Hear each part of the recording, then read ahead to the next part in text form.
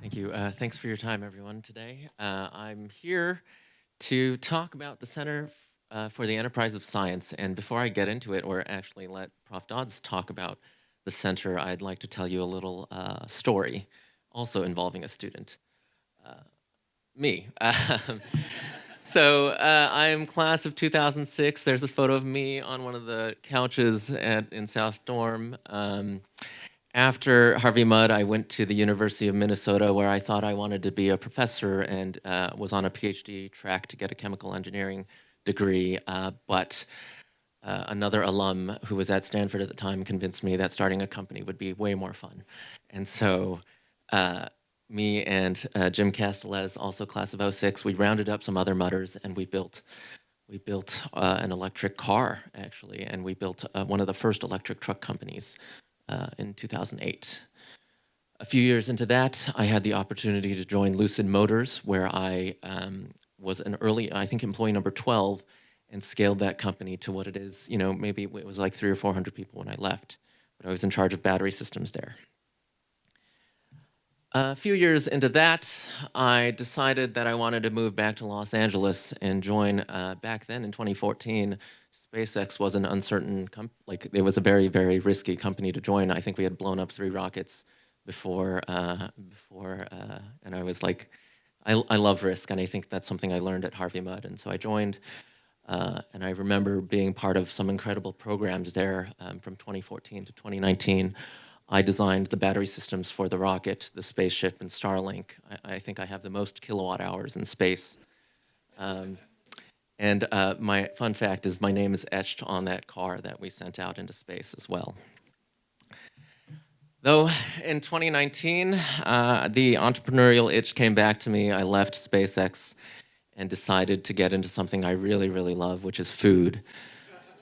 I started a robotic food truck company. So we had these trucks that would make food from raw dough ball to sliced box pizza in about 4.5 minutes. And this adventure was incredible. It was so fun. I did this for about 5 years. We raised money from Jay-Z. I got to work with some incredible pizza chefs as well. And I sold this company last year and came back to Harvey Mudd. Actually, I'm an adjunct professor here. But what I want to highlight is that my story is not unique. Harvey Mudd has the ingredients for incredible, incredible entrepreneurs. It has all of the resources, I think, that can create these amazing, amazing founders. And this is just a laundry list of all of the great companies that are either co-founded, founded, or even just founded by early or Mudders who have joined early founding teams. But we've had billions of dollars of impact on society. And some of you might recognize some of these companies as well. But the super interesting thing that when I was putting this list together was I realized that these 3 companies here were all founded by students, my classmates, who all took a class with Professor Gary Evans called Enterprise and Entrepreneurs. This is a class I now teach. But all 3 of these were class of '06 founded companies. And so I just want to highlight the fact that the Claremont Colleges, Harvey Mudd College, there's something magical about this place. And if you look at our total venture capital raised this plot kind of speaks for itself. We are just behind Stanford in terms of impact in the startup world. And so there's something magical here, and I'm going to let Prof. Dodds take over here.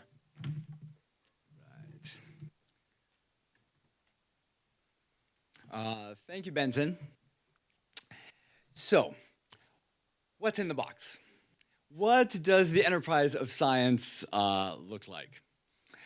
Well, to be honest, there's a lot in the box. There's a lot of details. And Benson and I are super excited about you joining us after this, the deep dive later. These details we are excited to talk about. But here and now, let me share with you teams who illustrate the arc that all those details are conspiring to create. And that arc is sort of the bow on the box. It's the explore, build, launch. After all, there's an awful lot in 4 years at Mudd, and that spans those 4 years at Mudd. The Explore phase invites all first-year students. In fact, this photo has 2 sophomores, see if you can detect them, and invites all first-year students to explore their inner entrepreneur. These 10 are 3 entrepreneurship teams, each creating an idea, a prototype, a business vision that is uniquely their own. And in very Mudd fashion, all of this is done together, which means it's a lot of fun. It means that there's sort of this dynamic, this idea sharing. It means that it's low pressure and high esprit de corps, and as you can tell, high caffeine as well. I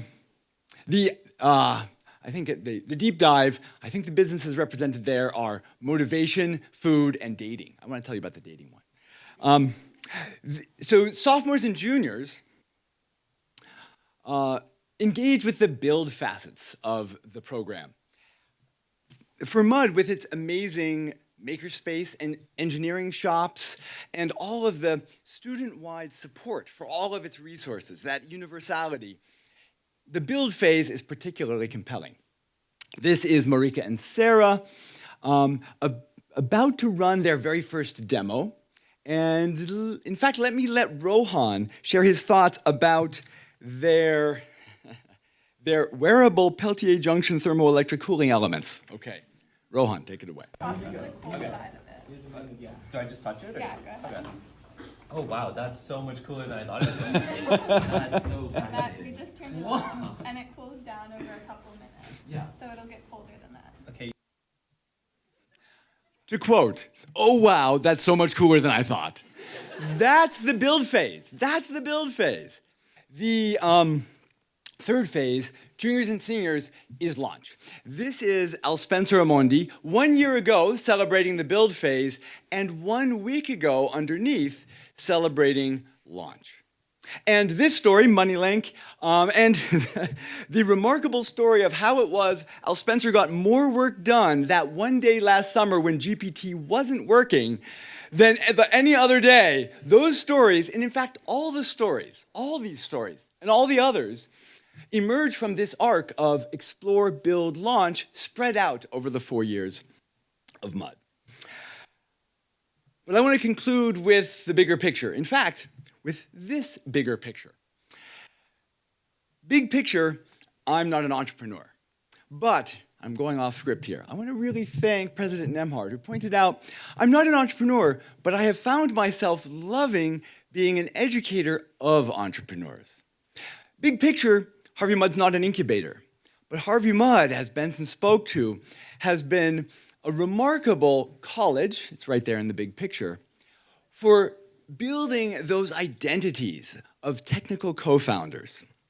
And that identity building is at the center. So I have 2 of my own reasons, non-entrepreneur reasons, for being as excited as Benson about this initiative. The first is that entrepreneurship offers the genuine opportunity to authentically fail. And this is true, and it's not a bad thing. Of the 20 summer teams in pilot so far, the ventures of 3 of them are still going. It's genuine after all. And that might be genuinely disheartening, except the experiential outcome is the opposite. All of those co-founders emerged from their efforts new people with new confidences and new narratives, stories that only they could tell. And it's those stories only co-founders can tell, that speak to that second motivation. Entrepreneurship offers an unexpected breadth of identity expansion. After all, after giving pitch after pitch after pitch to lots of audiences of an idea and project that's entirely one's own identity grows out and around that effort. And whether or not the venture endures, that identity as a technical co-founder does. And it does because it's true. For Mudd, this initiative means graduating classes of technical co-founders who will co-found the collaborations of whatever sorts their futures hold. For the world, this means year-over-year cohorts of technical co-founders who, in the words of Melody Hobson, will invest their entrepreneurial selves along every path where they choose to impact society.